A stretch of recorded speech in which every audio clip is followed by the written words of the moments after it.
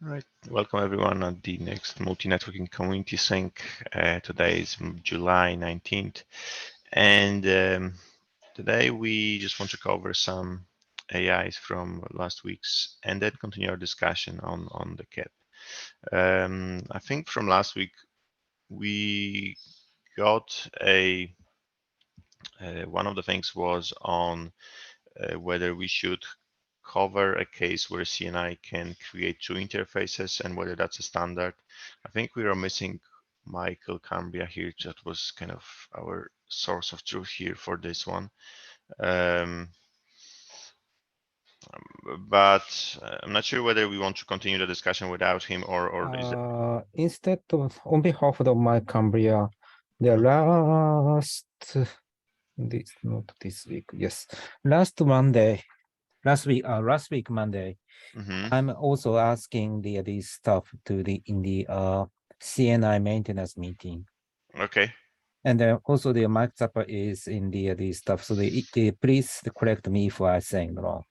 At that time that they are saying that the CNI spec uh does not prohibit to create a multi interface in the stuff.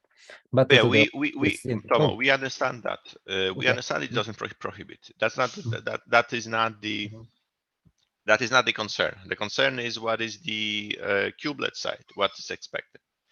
I know that CNI doesn't expect, Mhm. doesn't allow. It's Tomo. It's on the same, Mhm. in the same, along the same nodes where Multus allows to create multiple interfaces. That's basically what it is. So we are fully aware that it allows. What is the standard that we're supposed to support, expected from kubelet and then Kubernetes by So in maybe my so direction. that this means Mhm. the the action item is what is the can single CNI conference can add multiple interface is they're not the actual action item, right? Yeah, you're So right. maybe please But rephrase that's that and the then put it details. in the Still, action item. we are around the same, but it's around the same concern in stating should we support, and this is not in our requirements, so I would just want, that's why I'm pushing back on that. Should we support a case where a single pod network can create two interfaces and should represent it in some ways? Because that's, I think this is where you're coming from, and this is where you're trying to, I think, introduce, should we support such thing? What I'm saying we should not, because I think in our requirements we never state that kind of use case. And Can I and can I yeah, can I check about a use case that I think is real? So let's imagine that we've got a network, so a physical network, not necessarily a pod network, that needs to have two interfaces created on it because we're going to bond them. So mhm. in that case, there is a requirement to get multiple interfaces on the same network. So that either means two attachments to a pod network or an attachment that creates multiple interfaces, doesn't it? Or am I missing something?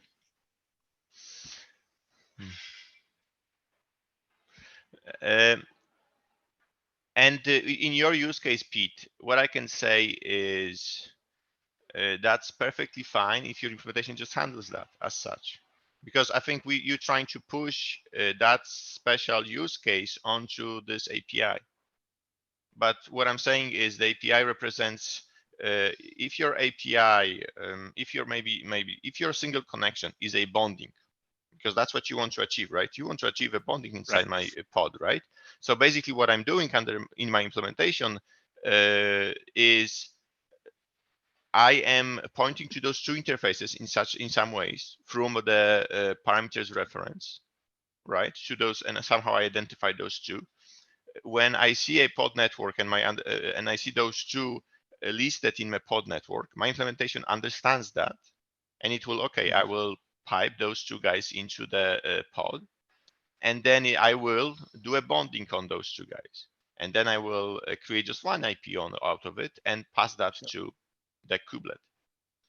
You see So that, right? So sure. I think what you're saying is the interface here is not a network interface. It's the logical interface that's being pushed back. exactly, and it's up to you how it's your implementation, how you do it, right? It's not up to we should not in this case represent that in an API, right? Because in this case, in that use case, particular case that you presented, is I need two interfaces, logical interfaces that are bonded, and then I still get a one IP. And one other thing we something that I was mentioning last week is from Kubernetes API point of view, right? If you think about just like, let's look at it, what does Kubernetes API needs from all of this to function, right? It only needs to function, and all the other things to be functional. It only needs an IP. That's what that's where all of the Kubernetes components, like services, network policies, DNS, what's not, needs only the IP of the pod. So basically, how is the underlying infrastructure done? It's up to your implementation, and we don't care. And this is what we said from the day first, right? Is it L2? Is it L3? Is it vSwitch? Is it wherever you think of under the hood? It's up to you. It's implementation specific. Even we said, like, you don't even have to specify the IP. But I think where we're getting at here is, should a single pod network be represented by two IPs? I think this is where it boils down to, and I say no, definitely not. You can pipe, if you want to pipe two interfaces into your pod, that's your prerogative, and you can do whatever you want, right? You can do that, right? But that's two interfaces will be represented by a single pod network. That's what I'm kind of pushing back on. Is that fair, or is that kind of reasoning is not good? Any thoughts? I think that's fine. I think the question, I'm a little concerned about the one IP per interface.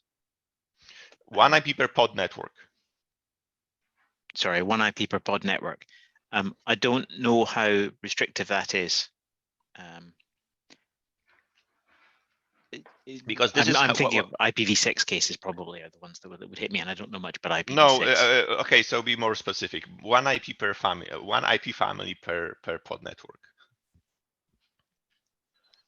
So basically, I can have up to most two when they are different IP families, right? This is what we do today, because that's what Kubernetes does today, right? You can have up most two IPs that are from different families, right? And I say pod network should basically be backward compatible to that standard, and we should not change that. Michael, you have a hand. Yeah, I just had one question about that. Yeah, the current is that you have one IP address per, family, IPv4, IPv6. Now, if I have my pod IP address, but I also want to assign the cluster IP address in that pod network namespace and use like Anycast ECMP routing versus DNATing, how does that support it with what you just said? How it is support? I think I a bit lost you. Sorry, Michael. But how do you support it today on the default network? I will ask you that. So currently in per the docs, it says that you can't have like, your 10, 240, 0, 2 in the pod plus like a 10, 96, 0, 10 also in the pod network namespace. And what I was getting at is that this removes obviously the DNATing for pod to service traffic. So like if we're talking the current, then, obviously it's invalid. However, it limits, future innovation. So can I maybe do that then, Michael? And because I'm going to push back on this, because we are, I think, expanding scope of what we really want to achieve. But before that, Tomo, you had a hand. Go ahead. So this discussion is, and then the conclusion is pretty important. So we pre-describe in the CAP this stuff. I mean that the pod network the one pod network only creating the one interface with the IP address or some stuff. Otherwise, if we do not describing, and then if it's the hidden standard as this stuff is not good to not only for the users, also the implementers of the pod network API. Please describe that. That's fair point. Yeah. So maybe Tomo, that's please don't. Yeah, sure. Definitely, we need a description on what it means. But let's go back to our requirements, because this is where I'm coming from. Requirements were discussed almost a year ago or half a year ago, where we never mentioned about that kind of capability, right? So requirements are to what we want to align, and basically when first requirement states we will be backward compatible. That's like we will not change anything to what is available today. And we never point out a use case on what you're just now trying to push on. That's why I'm pushing back, because this is now, there is no such use case. And if you want to support that use case, I will push back, because now we're expanding a lot of scope. Because now we have to come up with a new capability where I can have a single pod network, maybe different. I can have a pod being represented by multiple IPs. But I see that as a completely different cap, where, okay, now what I do with services and all the other things when I have multiple IPs defined for a single pod. And I mean by not through multi-networking, by just a single interface. My default pod network has multiple IPs in the same IP family. And I consider this as a completely new feature, which I think should be, right now it's out of scope for this cap, because we talked about multi-networking, not multi-IPs. And I'm not sure that's, it shouldn't be a surprise, because we never had such use case that you all describe in the use case in the initial cap, right? I know that you found a case where what CNI can do, right? But we already stated that CNI is one of the implementations. It's not the thing that we need to support, and support every combination it can do today. Well, what this sounds like to me, Maciej, to put my Mike Cambria hat on, is that this won't work for IPv6, is what it sounds like to me. Why not? Because I think that it's a totally one for the first part.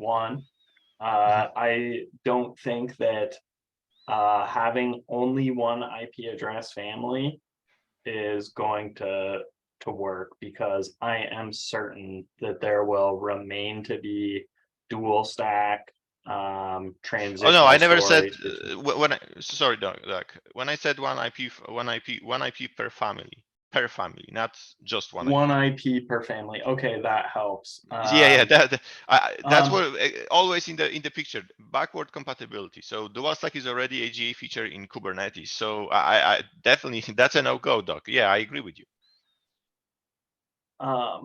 Okay, all right. Well, that is way better. But I think that this is a item that we should keep open, because I do think that multiple IP address assignment is not an uncommon scenario. I do agree with you, but my problem is that I don't want to expand scope. All right, and unfortunately, the requirements cap is not merged, which I wanted to achieve back in the day, where I would say, okay, we already merged it, we already agreed on this, and that's the scope, and and basically it's set in stone, kind of. I would want to push back on this, because yeah, let's create another cap after this to expand abilities to provide multiple IPs. I'm not sure am I the only one seeing this, or do you see the same other folks? Do you see this as similar like where having I see this as a challenge for integration with with stuff like services, for example, right? I think that that's gonna be a like major change, but this puts us back to like 2018, when, for example, folks from Red Hat and Intel came to SIG Network and said, hey, we want to do this. And everyone said, oh, that's going to be sweeping changes, because at the time, IP address was just a scalar value. And now, today, it's 2 fields, right? One for each IP family, for IP address for services, for dual stack. And I mean, I think it's worthwhile to ask the question if that should be a list instead of just 2 fields.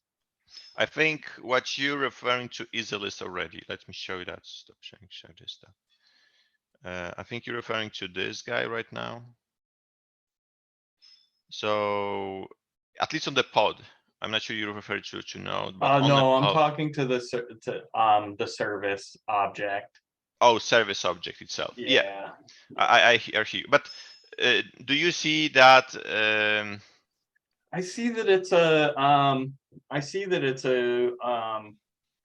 that RL, for the challenges of implementing services, for example, and I'm sure other stuff like network policy falls in line with this as well, that it's going to be a challenge if there's more than one IP address per family. I definitely see that. And I'd like to write it down as something, and I can add it here, but I think it's something that merits some further discussion. This is the first time that I've heard that this was a like known limitation that we were going to move forward with, to have just one IP address per family. So yeah, I will try to look for use cases that match it and see if they match, what we originally specified. And if they No, don't, of course, that's totally fair. I agree that what I want to say, I don't disagree on the use cases. My question to all of you, is that something that we really want to cover in this cap, considering what it is today and how much we want to change of it today? Let's be realistic on what really we can push through, because if we were to introduce ability to what you're asking, multiple IPs per interface, per pod network, basically, that is on top of us adding pod networks into everywhere. We need to now change that. We need to add multiple IPs per that. And realistically, are you all seeing that it's even going through? Because when I see such cap, which going to be of a size like, it's going to be crazy, because we're going to change everything in this cap. Not to mention, we add a new pod network, and then we addition on top of that, we add ability to specify multiple IPs per. Not to mention with like how we will be backward compatible, but that's all that, right? Is that even realistic to push through in a single cap? I think I want to dig a little into exactly what we mean here, because we may be talking a bit at cross purposes. Okay. So let's imagine you create an interface. I don't think it's unreasonable to say, hey, I want a network interface to appear, and it's got 73 out. Well, 73 might be unreasonable, but it's got multiple IP addresses. Right. That seems reasonable. I think it is also reasonable to say, well, for the purposes of things like services, it should only report back one of those as the IP that services should use, and the others might be reported by the downward API or something for some internal purposes. But Pete, is that inconsistent with what you're saying? That's no, but then your implementation does this on your own, and it's up to you how you do it, right? The aspect of downward API probably is not something that we could do, right? Because we would only, right now we would support only what the API supports, and the API supports will be the one IP that you mentioned for the services, right? The rest will be just unknown for the cluster, for the API. Well, we've said we're going to have to expand the downward IP. Downward API or something to get information into the pod about. No, that's perfectly fine, Pete. But how far, right, do we go? Is having multiple IPs a standard or not in terms of the APIs of upstream Kubernetes? And to have this being a standard of having multiple IPs comes with a consequence, right? We have to design it. We have to state that, okay, I can have multiple IPs. We have to define that, okay, one of it will be service IP, all that. Even just what you said, we will have to have all this, right? So no, I don't think so. I mean, I think we are talking across purposes by the sound of it. I'm talking about having IPs on the interface, and you're talking about returning to Kubernetes IPs. And I think Pete, because those two are different things. And I think we're using the words I'm hearing are we can't have multiple IPs in the interface. What we really mean is we can't report back in the Kubernetes IP field more than Yes. one of those. And I That's think what I'm that restriction doesn't worry me particularly. Maybe other people have use cases, but I think I'm quite happy with that restriction. But the What I'm restriction where you saying can't have IPs in the is interface, that would be exactly concerning. because here we are talking only about APIs, right? And basically what the API can support, what API supports, that means it has to have backing. It's not like, you know, it has, because everything in API has to have consequences. Your implementation providing multiple IPs on an interface inside the pod doesn't concern anyone, and you can do whatever you wish, and it can be there. I never said you can. I don't allow that. So what I'm hearing from Pete sounds like a possible way that we can get on the same page, because I agree with what Pete said, and I think that it matches, you know, what you're saying about the scope creep, that having the one IP address per family in order to match the current requirements of other APIs in the in Kubernetes, right? Like services, network policy, etc. That I think makes sense. But I think that it's too bad that you could assign those additional IP addresses, but then not have it represented in this object somewhere, right? Like Yeah. theoretically, we could have you know, IPv6 Kubernetes address, IPv4 Kubernetes address, and then addresses list all the addresses that that are there, right? So I think, you know, I don't feel like that would be unreasonable, and it wouldn't blow up the scope, which and Mache, I agree with you. In terms of implementation, the complexity does increase the complexity. Michael? Yeah, I was just poking through the code for what the current CRI API supports, and it does. It's not very elegant if you do check the sandbox status link that I just sent, that it does have two fields.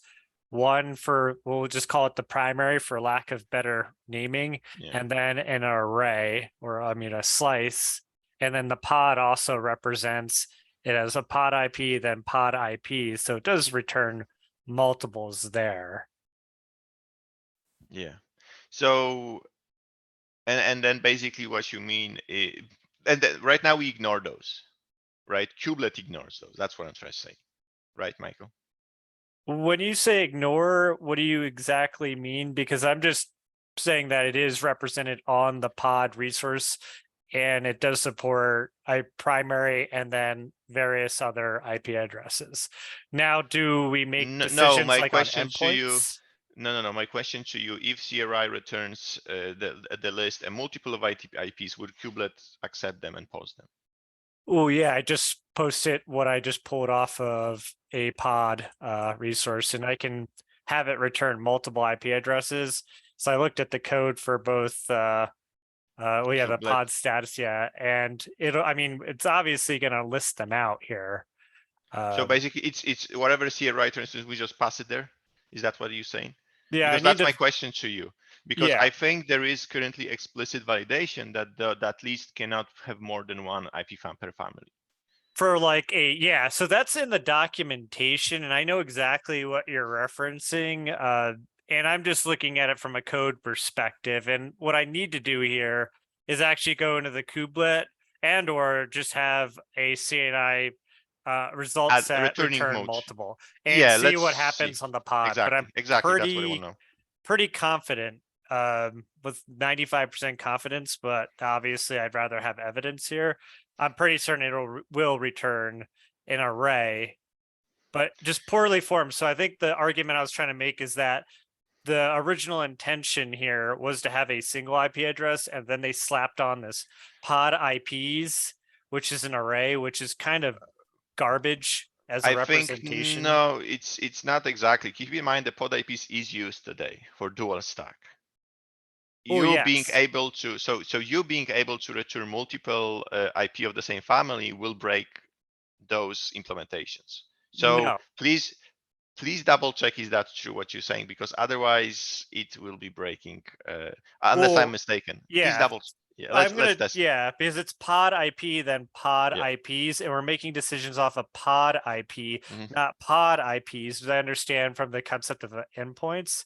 So that's like, you know, I'm trying to point out that the model, the API was wrong, or has been retrofitted to support multiple IP addresses, and that's not the greatest. Yeah, so the list was added mostly for dual stack. That's mostly for dual stack. And as you can see, this list is a list of structs, which basically someone already predicted, okay, let's make it like such, but have it as struct in case the list has to be somehow distinguishable. And basically, yeah, I want to leverage that because that kind of perfectly fits in what I'm thinking to do, and with for pod networking, right? Multi-pod networking, it fits correctly. We just expand, as you saw in my example. Share this tab instead, right? I would want to expand that list by pod network, right? Of course, this is an IP for the primary interface. And then here I list all of them with IP and then which pod network it belongs to. Of course, it still is just one pair, right? So basically this case here, what I crossed out is my question to you, Michael, and please test it, is that allowed?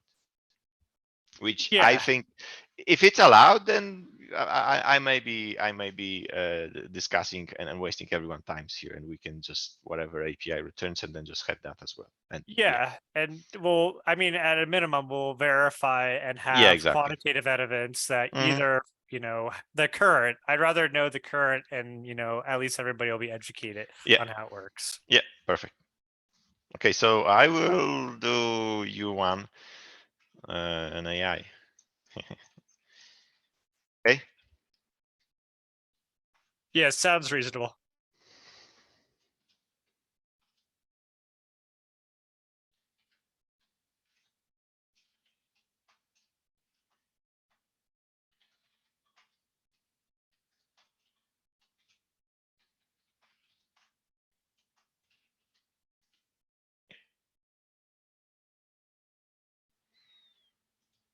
Any other comments on this?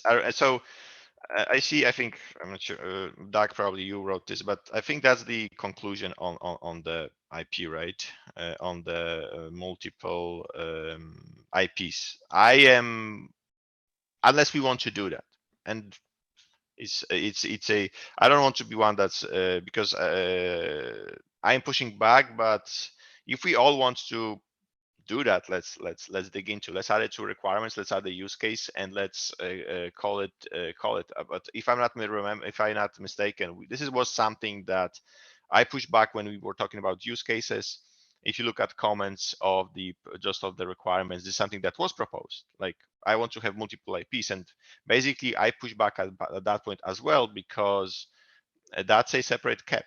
This is not today supported by the default interface, and I'm considering this as a parallel thing completely.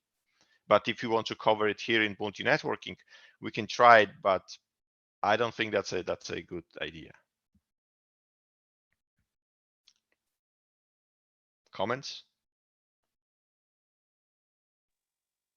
I think that representing it in data is not like huge increase in scope. I do think that it's an increase in complexity for the implementation.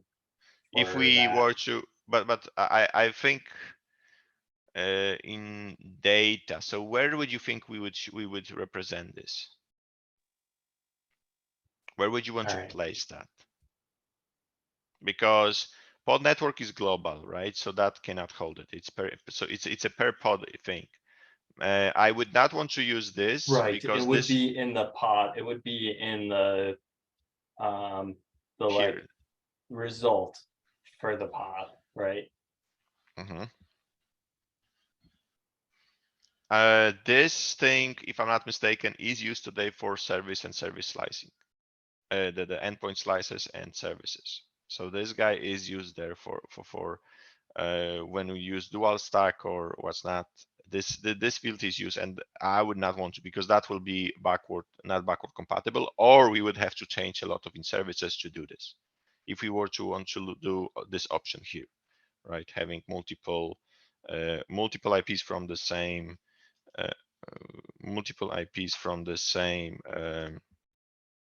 pod network, this will be a breaking change, and we will have to address that, how services behave, how network policies behave, all that. All right, just posting what you're saying, I don't think we can do it in pod, or that will have to be a new field in the pod that we would have to introduce. So let me summarize that. So currently the multiple IP in the pod network is declined because these stuff may block the service and endpoints rights creations. Is that correct? And that's correct. Yeah. This is the only one reason. I would say Is there so. any Yes. other concerns? No. I'm just... Network, all the core APIs. This is the two I know of: network policies and services.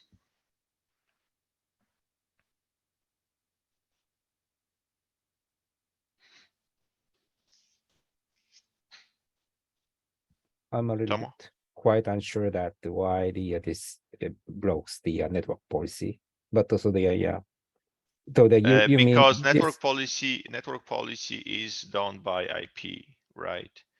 And the identity of a pod is then translated. But the core Kubernetes do not have the implementation of the network policy, right? So the each you're network, right. I agree on you. So depends on this stuff. So yeah, so maybe I'm service. You're right. Only yes. the service. I mean that the service case, the of course the Kubernetes, the KCM creating the endpoints, right? At that time, this is model. Okay.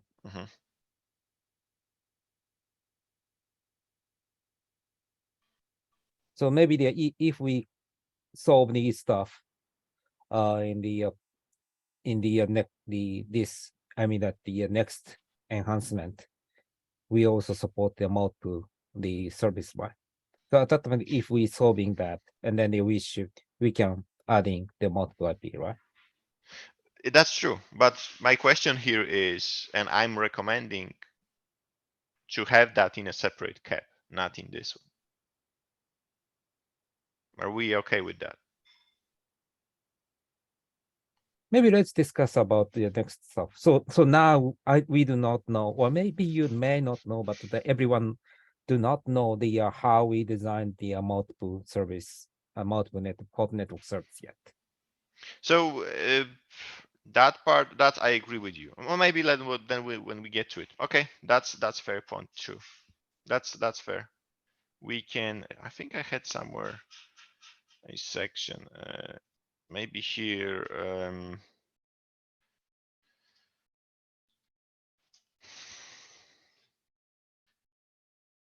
Goodness.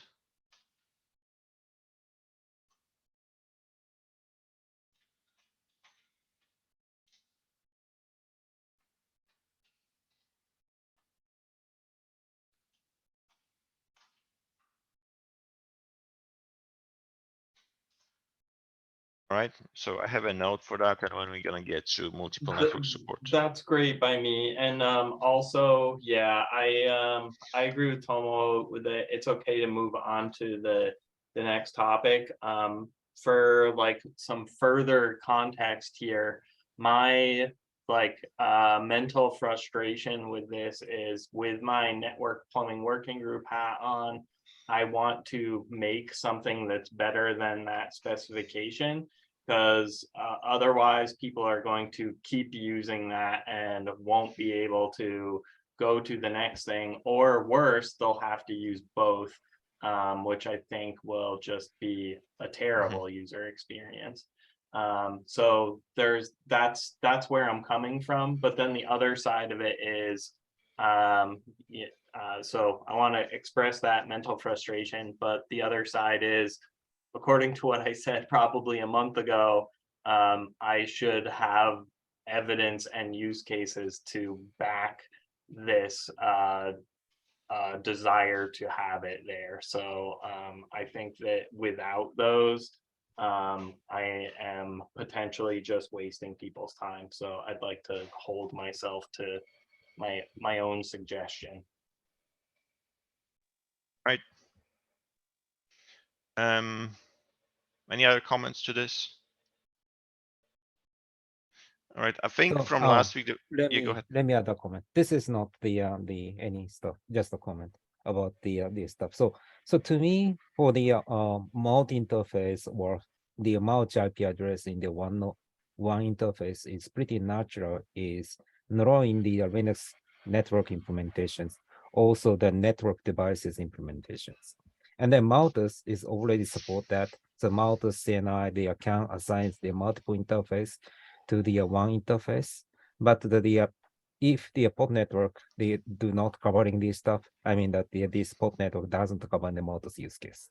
Just to mention that.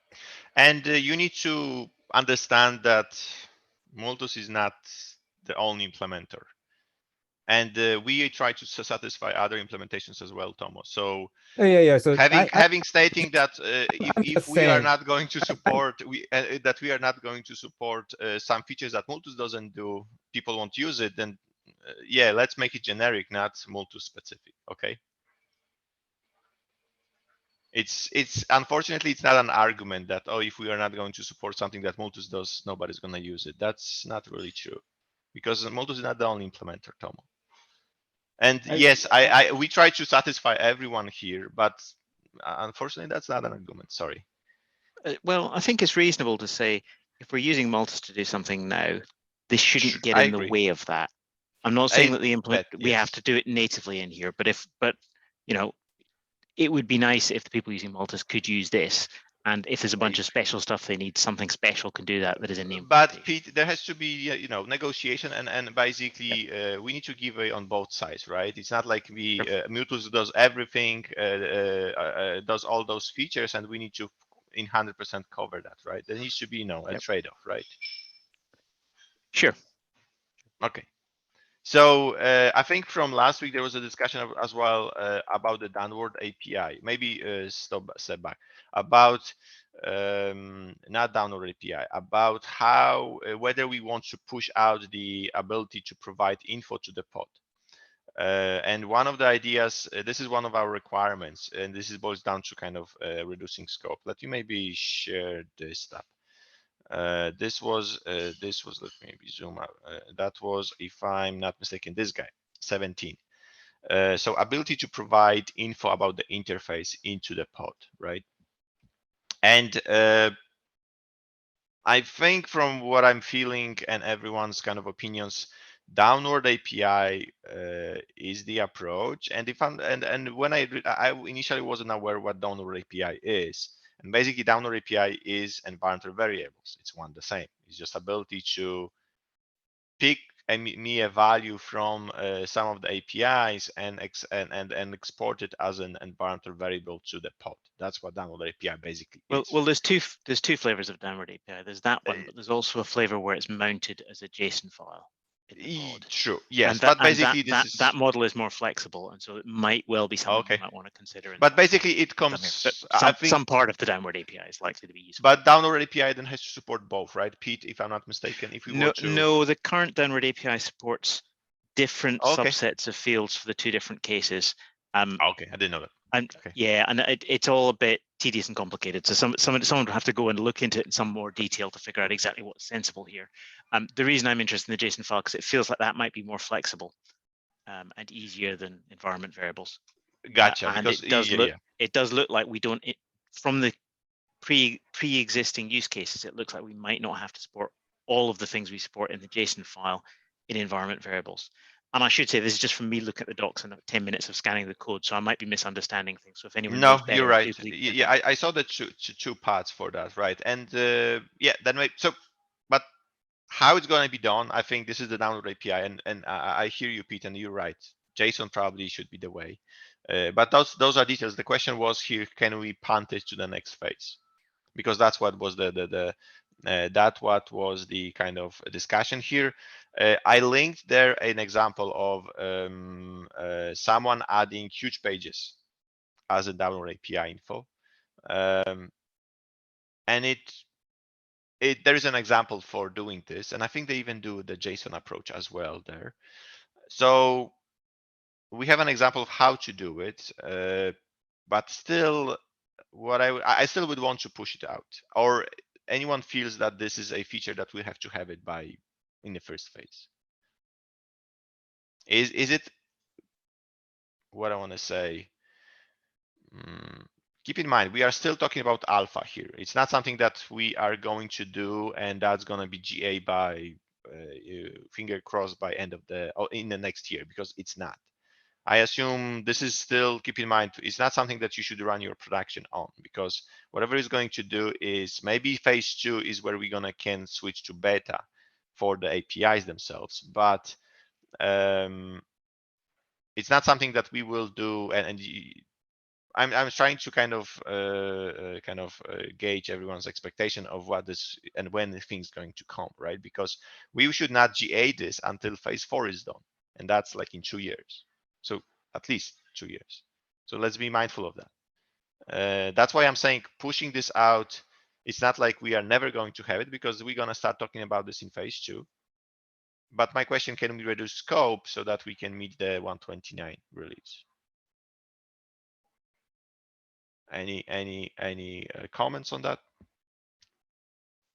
Should I take the silence as an agreement?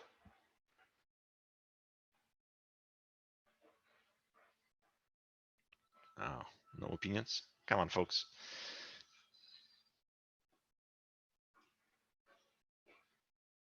So I think right now what I'm hearing, since nobody's speaking, we are okay with pushing out the 2.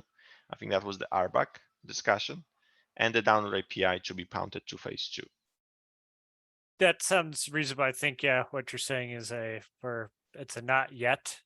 We're doing it, but not Exactly. yet. Exactly. That's what it Clarify. is. Yeah, exactly. So right now, and let's maybe just revisit, since we are here, on where we at. So behavior cluster. So this is backward compatibility. So requires.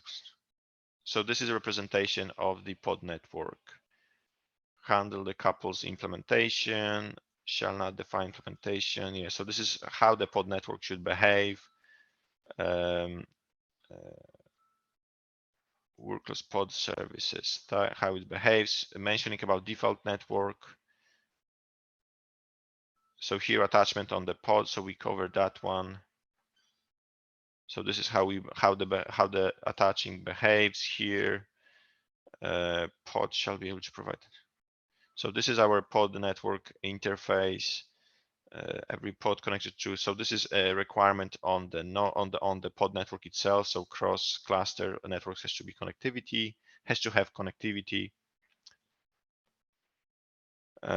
So this is isolation aspect. Pod network.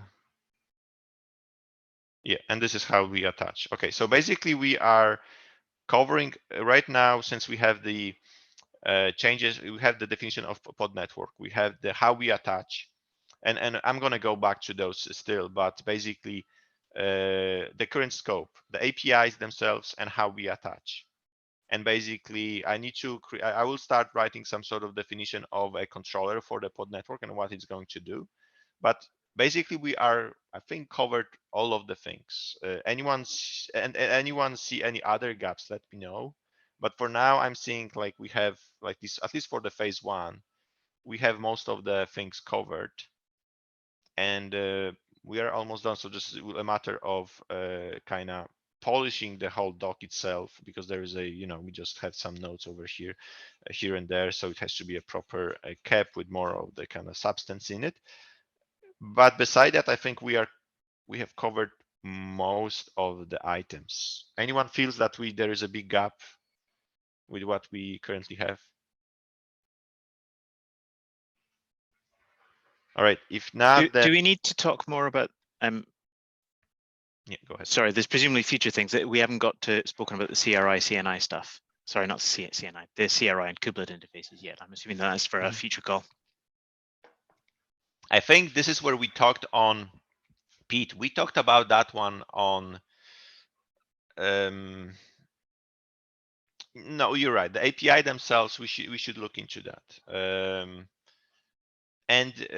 I think, Michael, is there something that you could propose? Because I assume you will be most knowledgeable about the APIs, like the connection between the CRI and Kubelet, and what sort of changes, if any, we have to do there.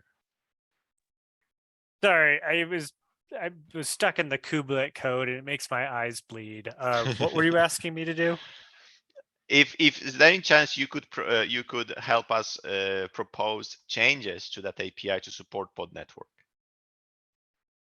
What sort of API is there? If we have to propose anything, and keep in mind, I don't want to get into what the CRI and CNI does, because that's implementation specific and that's up to those implementers. But between Kubelet and CRI themselves, right? My question is there any API that we have to tweak to support pod network? Yeah, I could certainly look into that. I wouldn't be able to propose it right off my off the hip, as I would say. Okay, so can I ask you to, there is a section down below here for that specific exact CRIs and IP integration, maybe not CNI, because CRI kubelet, because CNI, when we're connection between CRI and CNI, this is now up to the CRI, right? And I think kubelet now just worries about, okay, create me pod, create me a namespace and create me a pod. And CRI handles the networking. And from what I remember from discussion and kind of hints from Antonio, we don't want to get back, move CNI back to the kubelets. They don't want to do that in kubelet. So they push it out to CRI now, and I think that's the kind of where we want to be. So the connection is on a scope question. So I agree with that. We've got some CRI changes to. So this kubelet gives more information over the CRI about networks, because now kind of multiple networks. Yeah, exactly. We can change that interface, but that interface has got another end to it, which is the runtime. Are we making changes to runtimes? Is that within scope here? Presumably we have to do something to the runtime so this feature will actually work. I agree, yes. So, and this is where, no, Pete, step back. This is where I say, this is the implementation detail, because now you're asking change Multus to support this. I see CRI as such thing. All right. Do you see that, what I'm saying? So I don't see. So at the moment the interface to this. So the interface to the CRI effectively says, here's some very limited information about the network. I'm not sure it's even got any at all on it. Okay. And it triggers the creation of the networking. So that will have to be extended to add more information. But in order for that to work, the runtime, so not Multus, but the actual runtime that calls it containerd, I can't remember what the standard runtimes are, I guess containerd and so on, need to pass that information through in some way. Does that mean that will require changes to containerd? Are they in scope for this, for the work required in this KEP? I say no. I definitely, that's why I want to limit just an API expansion. So basically we would expand API, and and the question is CRI, because right now, and why I'm saying this, because it's not blocking us in any ways. Because right now all the implementation work with what we have today, right? So basically life goes on. We maybe slightly change on the API side, right? CRI changes means we are changing all. Let's think about Multus example, right? Multus could change how they implement things, because now they don't have to specify multiple CNIs and NAS. They can do it slightly different because now CRI has more power. You see that? So basically what I'm saying is, this is an evolution. Let's start from just us proposing new capabilities, and then the rest of the world, when I mean the rest of the world, the CRIs, the CNIs, let's let them adjust. But how does the information make its way from the CRI into, say, the CNI? So that's up to the CRI, right? Then, so kubelet will expose this data, and then CRI, because we have multiple CRIs, and those are implementers, right? That's why I say yeah. So the implementation, so we can change the CRI, so the interface. But in order to actually use this, we'll need changes to the runtimes. And are we just saying the change to the runtime are out of scope? We're going to do backwards compatible changes to the CRI, and therefore, if you want to use this function, and so be able to set up multiple networks and pass that information through over the CRI, then you Yeah. have to make change to the runtime, and that's out of scope. It's just implementation. Is that what you're That's saying? that's my take. So maybe answer me this, because maybe I'm not aware. Is the CRIs part of core Kubernetes? The CRI is an interface that's used by core Kubernetes. The Exactly. runtime beyond it, the runtime on the other side of the CRI is not. Right. So basically, this is where exactly that's what I'm getting at. So basically, let's define the APIs on what we want to expose, or maybe because I'm not sure who's the driver is that those APIs has to meet, right? Someone in the middle. So I'm not sure how. I never touched that, so I'm not sure how the kind of how the whole thing works. But I would say Kubelet now will provide you these additional parameters, right? And is the CRI supporting it or not, right? That will be the question, right? And we know that there are some generic, like Michael showed, like a CRI can return a list of IPs. So basically, maybe that's something that we need to look at, whether can the CRI provide because, and this is another thing, right? Because the CRI providing the list of IPs, it doesn't have to be done by CRI, right? There's the update of the pod status, right? I don't have to do it through CRI. Right now, CRI will just add the two. Maybe I want, I can have, if I'm gonna have the API supporting more list of the IPs, but with the, for example, pod name, I can expand that list and add it by some other means, some other controller, right? So I need the APIs. And it doesn't always have to be Kubelet that will do that update. I'm not sure whether that's possible. I'm just kind of hand waving here a bit, but that can be a case as well, right? Because yeah, I think that we definitely, maybe I'm mistaken here. Maybe the pod status should be updated by Kubelet. So basically, my question on, I think this is where we never talked about. I was showing that off a few times. This guy, right? So basically, who and how we would update this list, and in a ways that I would like to, right? And basically, if we want to get Kubelet to do this, I agree with you, because then we have to have the whole path piped through. And maybe this is we have to do, and that's a fair point, right? So I will lean a bit on Michael here to tell us what's possible, because I never dig in. I will have to dig myself into this whole code and how that works. But I slightly will lean on Michael here to help a bit if he could.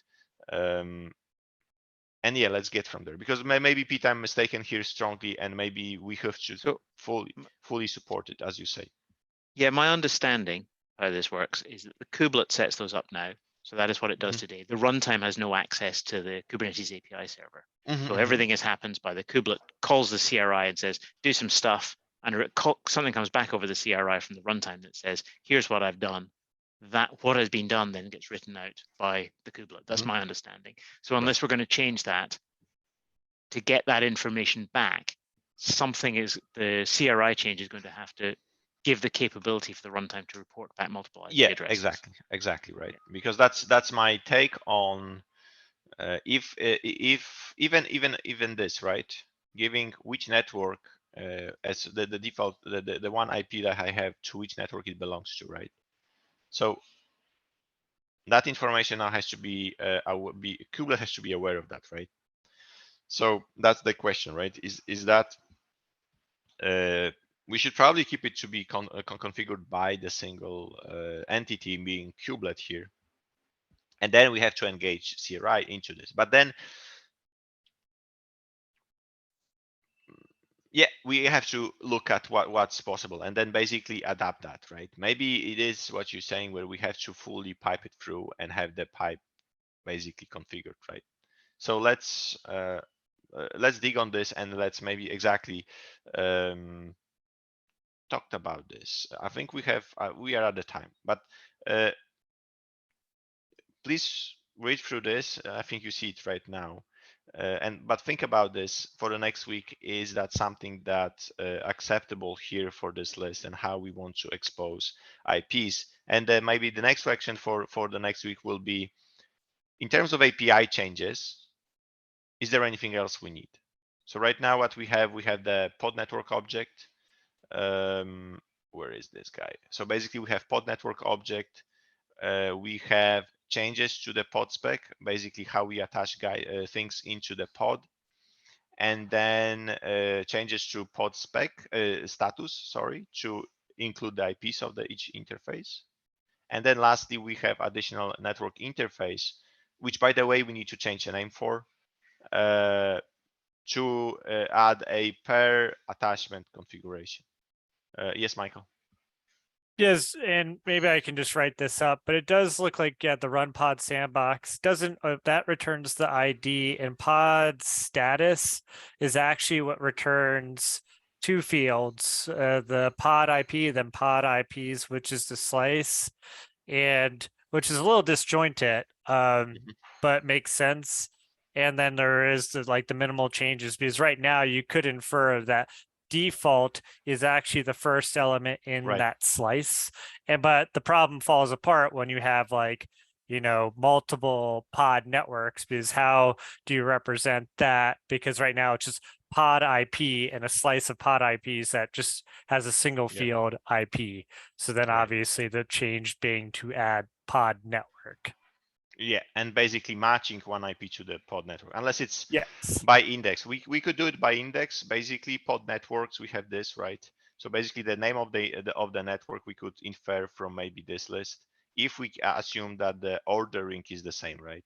Yeah, the and IPs. but then there's the conceptual problem here. and Sorry, we're going a little bit over, but it's fresh in my brain, and going through this code again is rough. Is that the source of truth for the pod sandbox CRI method obviously is a container runtime. And if we're proposing changes from doing some controller in Kubernetes, now you have some IP addresses. The source of truth is, the container D store, and then Kubernetes. So that's just something we would have to keep in mind. I obviously have no care of where it goes, but obviously container D I could see. have a different view of the world. However, that's not a big problem. As long as you don't actually, it shouldn't matter. Otherwise, the first IP address for the probes and more, obviously. So Right. we can go in more detail next week, or I can type Yeah. something up.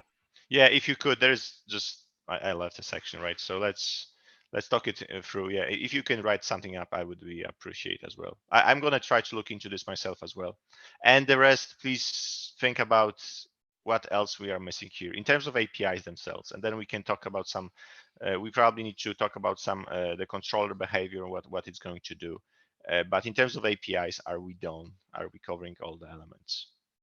And think about the APIs themselves. I still want to talk about here, the primary, but let's get back to that. All right, folks, thanks, and meet you next week. Yeah, have a good one.